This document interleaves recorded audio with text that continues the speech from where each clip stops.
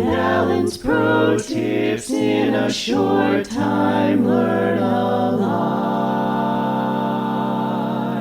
All right, Steve, we got an email yesterday from one of our patrons, one of our insiders, that said, in your last episode, you were talking about rehearsal structure and you referenced Grandmaster Scale and Ed Lisk. This sounds like one of those things that we assume all good band directors should know about, but I will confess that I do not.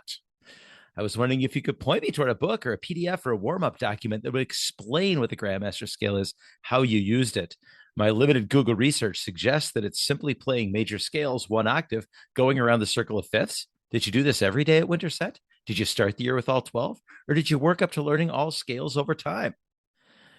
So, Jeff, the reason that it's hard for you to find a lot on this is that part of the charm of the Grandmaster Scale is that it's supposed to be memorized.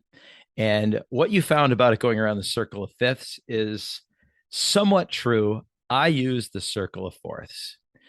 And to answer your questions directly, yes, we did it every day. And yes, to a certain extent, we started the year with all 12 and we worked up to learning all scales over time. I will explain. Step one, learn the circle of fourths, ideally memorized. Then play the circle of fourths, starting with B flat. That's what we did. Concert B flat, concert E flat, concert A flat, etc. Each note for 12 counts.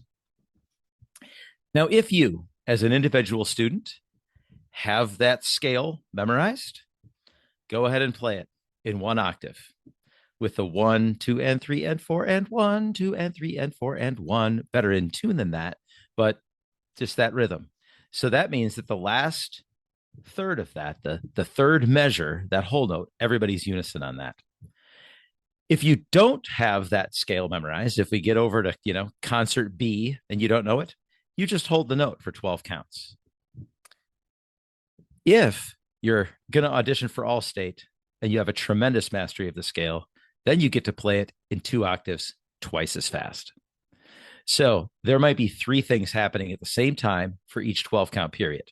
Either a note is being held or the scale is being played quarter note and eighth notes in 1 octave, or it's eighth note and 16th notes in 2 octaves. But every 12 beats, we move on to the next note.